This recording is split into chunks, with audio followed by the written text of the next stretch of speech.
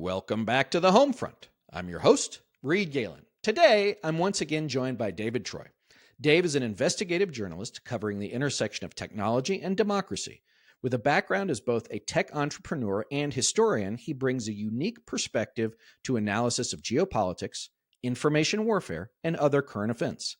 He is the publisher and editor of America 2.0 and also writes a monthly column, The Wide Angle, for the Washington Spectator. He is also host of the podcast Dave Troy Presents.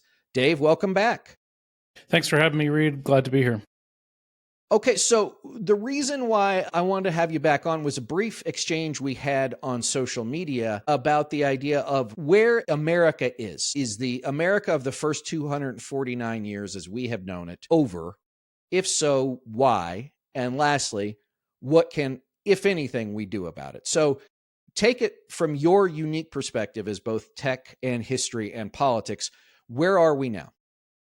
Well, I think that in a lot of ways we're under assault from a lot of different forces that have been trying to erode American democracy, and for a variety of different reasons for a long time. And I don't think that it's even limited to America, although this is sort of the front lines, if you will, because we're considered to be, one of the leading democracies in the world and kind of pioneered the form in many ways. So a lot of things are starting to break down, and it's pretty obvious that a lot of things are starting to break down. So what I've been thinking about is what is needed next with democracy, not only in the United States, but globally, to defend and not just defend, but to really advance the cause of democracy in the world. Because as we've seen, there's a lot of autocrats and technocrats and oligarchs and plutocrats and the rest that are trying to capture the world's governments. And if democracy is going to have a chance, we have to do more than just sort of try to defend this relatively lightweight structure that the American government is, and start to think about how do we build something that's more resilient, more lasting, maybe in the next iteration. I mean, it's not impossible that we might have to have like America 2.0, which is honestly the reason why I named my current publication the thing that I did, because I think we need to be having that conversation about what comes next.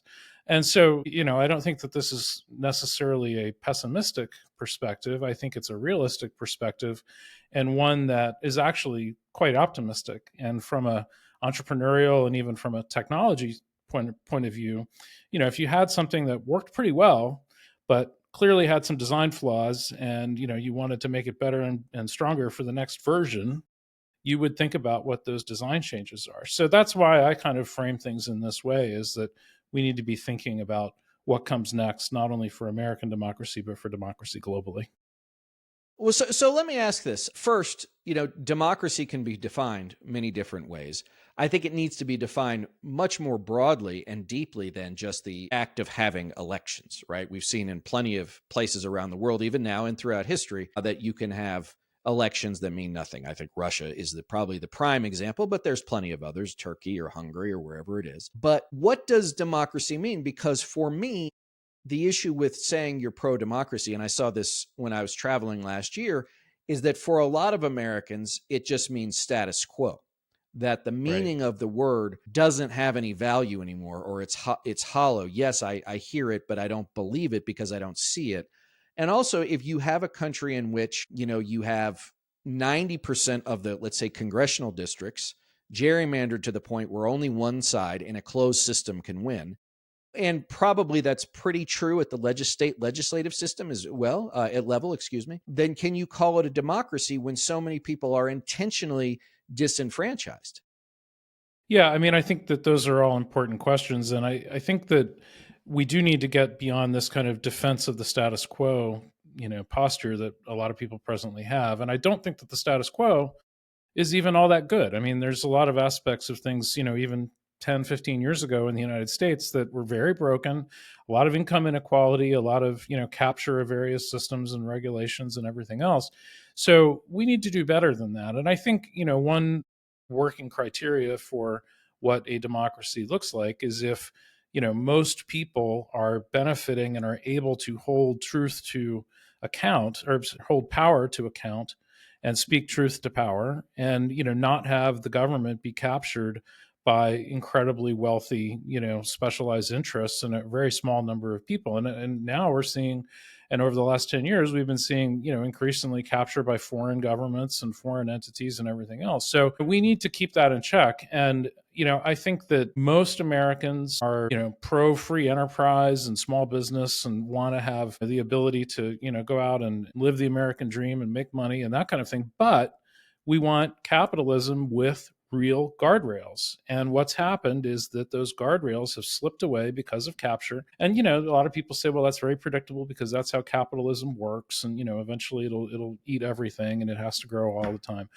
I'm more of the belief that we can keep it in check and that we can provide those guardrails, but we have to actually do it. And we have to figure out mechanisms that, prohibit capture. So, for example, in the United States, Citizens United was a seminal moment, and it was kind of obvious at the time that it was going to lead to stuff like this. And, a lot of people look the other way, but we kind of just let it sit there and fester. And now here we are 15 years later, where that situation has spiraled out of control and the guardrails that we hope to have are no longer in place. So, I think that whatever happens with the next iteration of American democracy or other democracies around the world, we have to do a better job of keeping those guardrails in check. Otherwise, it's game over. And, it's quite obvious that that's where that's going to lead. So I think, there's a handful of things that we could do that would improve things in the next iteration. And we should consider those things and figure out how we're going to do it. Well, I want to get to those in a moment, but my concern is that the desire from the people for something like you're talking about, 130 some million Americans, is very strong. But to your point, there is a captured class in Washington, D.C., funded by places like New York or San Francisco or Los Angeles, that has no desire whatsoever. And I include the Democratic Party in this Totally. to Yeah. really have things change because it works for them. And to your point, you could, I think you could argue, Dave, that we live in a capitalist economy, but we no longer live in what an old line economist would call a free market economy, right? Yeah. Like No, there, it's competition is routinely smashed, bought up, destroyed. The idea of breaking up trusts or monopolies is, people see that is there's a whole passel of groups on the left who are pro monopoly, right? Or anti sort of the Lena Khan of we should break up these things because they're not good for the consumer. And you could make an argument that downstream from the consumer, they're not good for anything else either. But how do you start to chip away at that very, very solid facade of people for whom, again, the world works and they don't have much interest in changing it? Well, I think to some extent, we've got to kind of hit rock bottom in order to, as a country, recognize that there's just stuff that isn't working. And I mean, we're sitting here right now with a government shutdown underway in Washington that is likely to last, at least a week, but probably longer than that. And it could be quite damaging. What, the report card's not in yet on how exactly damaging that's going to be. But I think it's those kinds of things that will cause people over time to realize that, what we're doing isn't working. And, we need to start to come up with some different approaches. And, I think that as much as that kind of ruling class that does benefit from this kind of monopoly consolidation and control thinks that they like what's going on, at some point things are going to get uncomfortable for them too. And, we that could come in the form of decreased revenues. It could come in the form of pitchforks. It could come in the form of various people boycotting. Who knows? Like it could come a lot of different ways. But that moment kind of needs to come in order for us to move past where we are. And there's another aspect that I think has been a little bit overlooked in some of the things that are going on with business right now, where there's something called network effects, which many of your listeners will probably know something about, but some won't. And what this is the idea that certain kinds of monopolies, say like telephone networks or social media networks or anything really where there's a network involved, become very, very difficult to displace once they get to a certain scale. And we see this with something like X, where I think you're still on X. I'm on X. I've been on X. When it was Twitter, I was one of the first users on Twitter back in 2007. And I was there first. And I built up an audience. And it's very difficult to walk away from that audience once it's established. And it's very difficult to build up a new audience in other places once that's established. Likewise, the character of that audience is somewhat different. And so there is a lock-in effect that comes from those network effects. And, it's true of all of these big tech companies. And so, people can say, well, I'm going to cancel my Netflix subscription, or I'm going to leave X and go to Blue Sky or whatever. Well, it really doesn't disrupt those network effects in a meaningful way. And Mhm. so, we need to become more serious about regulating companies in ways that actually, disrupt their network effect power. And also, I mean, these companies are getting to be so big, and their net revenues are greater in some cases than some countries' revenues, Right.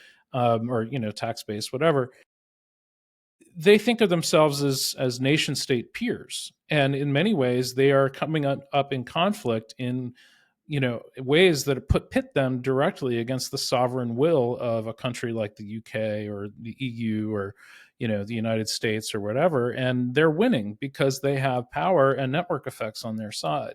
So one of the things that I've been doing is thinking about ways people in Europe, for example, can still hold big tech in California to account and say, listen, we're not going to put up with this. If you don't comply with EU law or German law or Belgian law or whatever, then you're not going to do business here. And it needs to be a serious threat to eject them from these countries, than just sort of like what we're doing is just like, well, I don't know, I guess we'll just go along and maybe fine you or something. But fines are not serious. I mean, that just is the cost of doing business for these companies. So there's a lot of things we can do to move things forward, and we need to be more serious about some of the power that these companies really wield.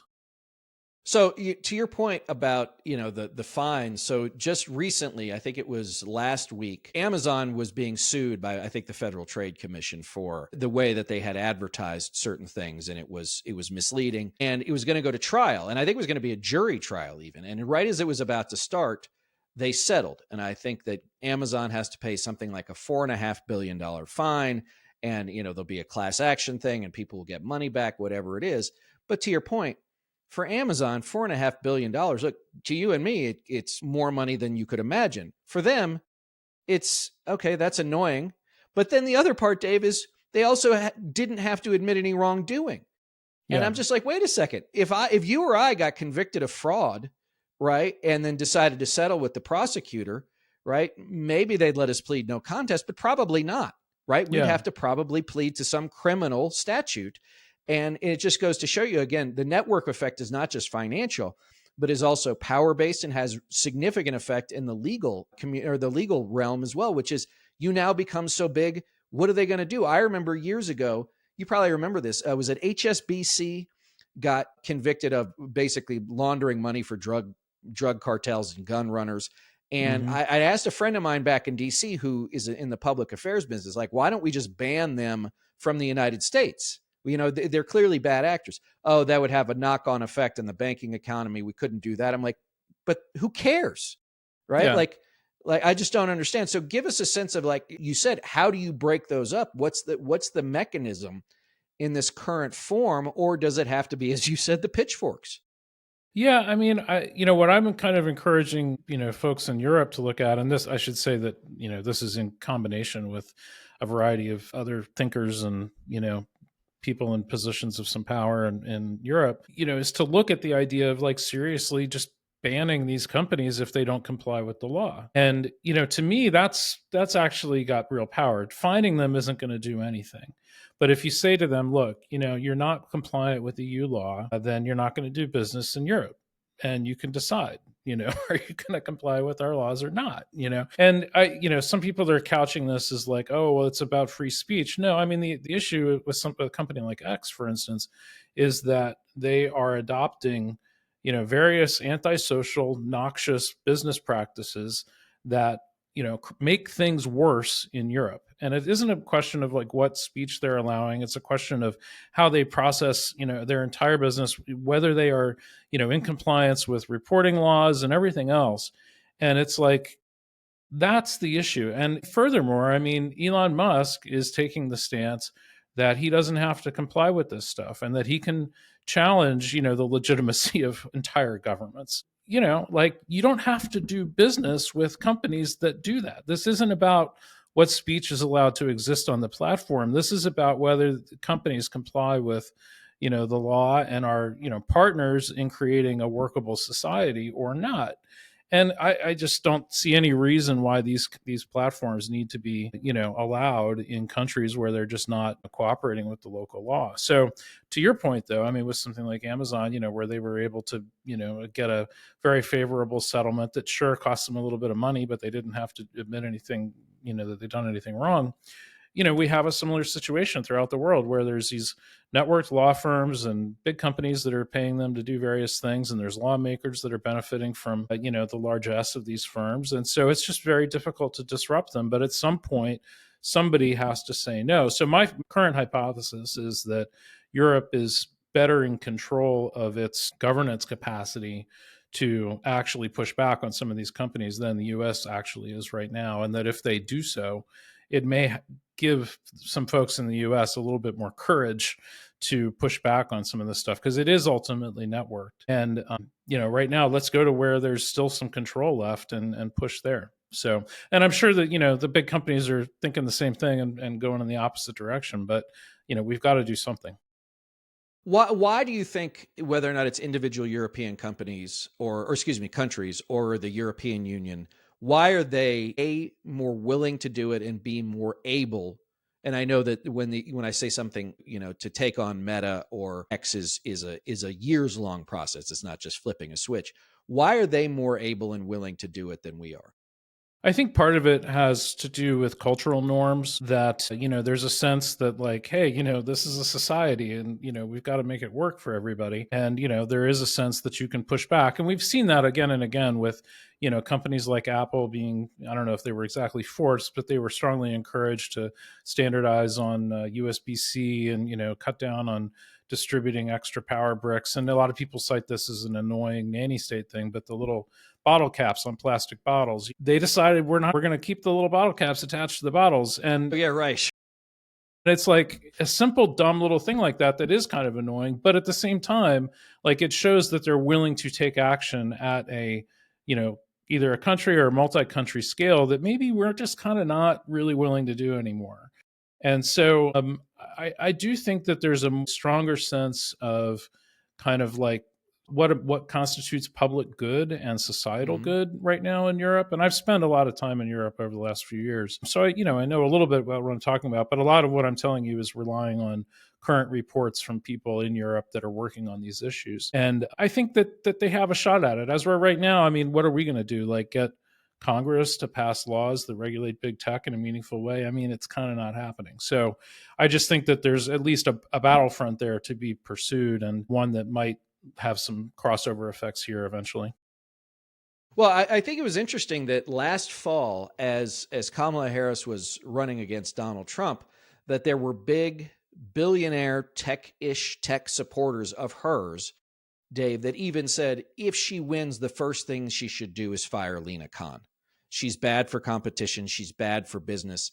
And I was thinking, okay, the mask slipped a little bit. They both, I think it was Cuban and Reed Hoffman, they both tried to Yeah. sort of put it back on quickly. But to me, it just showed you everything, which is Yeah. like, wait a second. Okay. So you don't like him, right? You don't like Trump. And you thought Biden was bad for business, which I think is which is ridiculous. Hmm. But now you think you've got somebody more friendly who's going to be like, okay, yeah, we'll get back to the way things are supposed to be, which is we don't want her poking around in our business. Yep. Yeah, and it's kind of this third way kind of neoliberal sort of formula for let's just kind of put everything to the way it was in the '90s and it's going to be okay. And yeah, I do think that there's a lot of capture on both sides. I think that um, there's just a lot of kind of astroturf positions everywhere right Sure. now. Listen, I used to do those campaigns all the time. Are you Yeah, kidding? and people getting excited about Gavin Newsom, and sure, he's a likable enough guy and is saying some of the right things, but at the same time, if you dig in just a little bit, he's got a lot of influence coming from Silicon Valley. He can't not. I mean, look where Right. money is in California, and Right. he's looking into some of these libertarian projects with like California Forever, and so I worry, because I'm a worrier, that people are thinking that there's this great differentiation between the AOCs of the world and the Ro Khannas and the Gavin Newsoms and Donald Trump and Ted Cruz and Lindsey Graham or whatever. And honestly, they're all kind of the same because ultimately they're going to end up being run by very similar interests. And sure, you might get lemon lime with one and orange with the other, but it's still It's soda. still the same popsicle box, right? Exactly. And it's coming from a Coca-Cola or whatever. So I just think we need to kind of be realistic about that and start to understand sort of how politicians are created, how they come together, where the money is. So almost all of the work that I do from a journalistic perspective is looking at network analysis.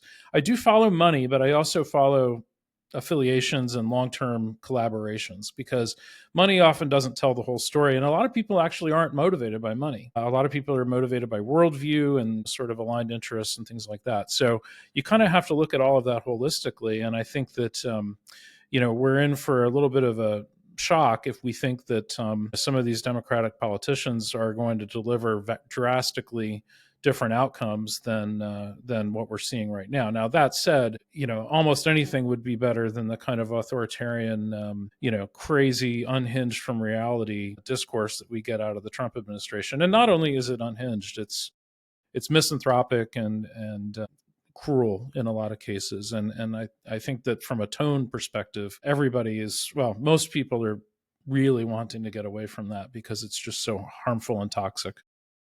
So let me ask you that. Okay, I want to use tone, and I want to mix that with let's just fast forward. I want to ask you a political question, but in the context of history, is once a genie like Trump has gotten out of the bottle, any Democrat who might win in 2028 and take office in early 2029, are they going to take advantage of some of the things that Trump has done? Are they capable of saying the presidency has gotten way outside its bounds and we're going to put it back in where it belongs?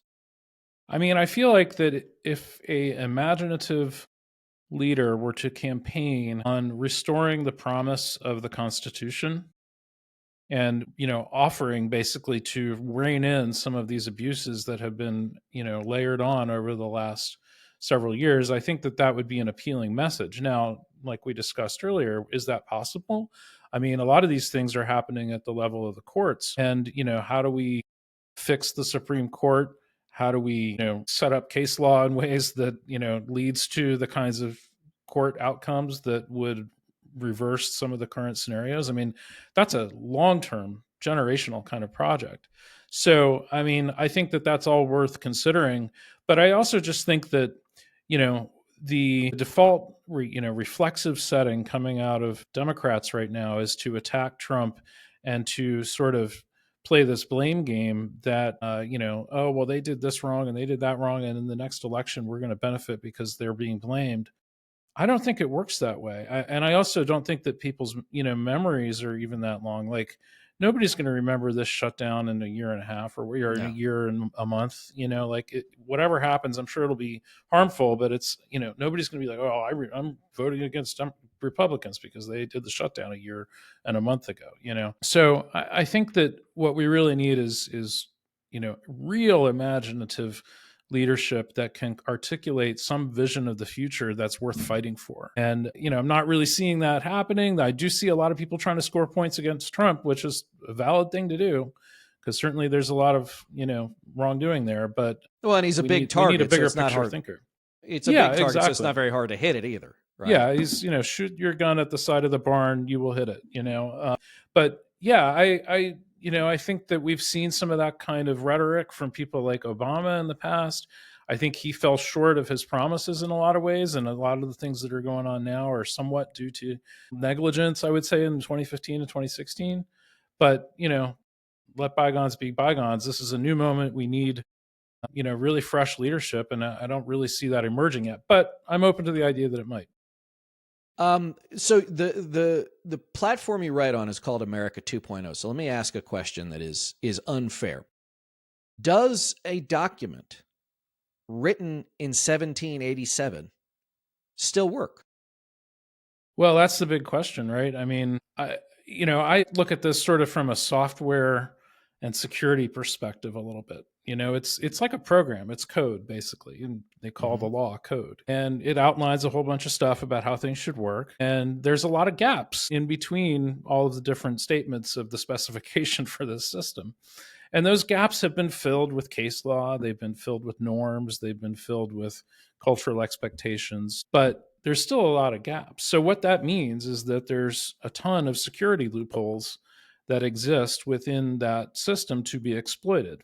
So, as somebody that has for years, been responsible for securing online systems, I know a little bit of something about security and general practices for how to secure things. And this system is not secure. It is full of holes. Now, those holes can be good in some ways because they offer a little bit of room and wiggle room for freedom and for people to do things that, maybe nobody had thought of that, don't need to be precluded. But at the same time, it's a very insecure system. So my thinking is that we know a lot more now. We also know about a lot more about what the threat landscape looks like. We know who our exploiters and attackers are.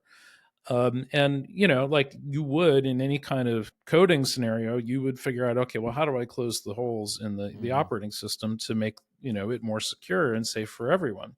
And I think safe for everyone is not a hard standard to meet. I mean, like right now, this shutdown like kind of shouldn't be happening. Like this should not be a state that the system falls into. We should have a way to avoid that because at the end of the day, this harms everybody.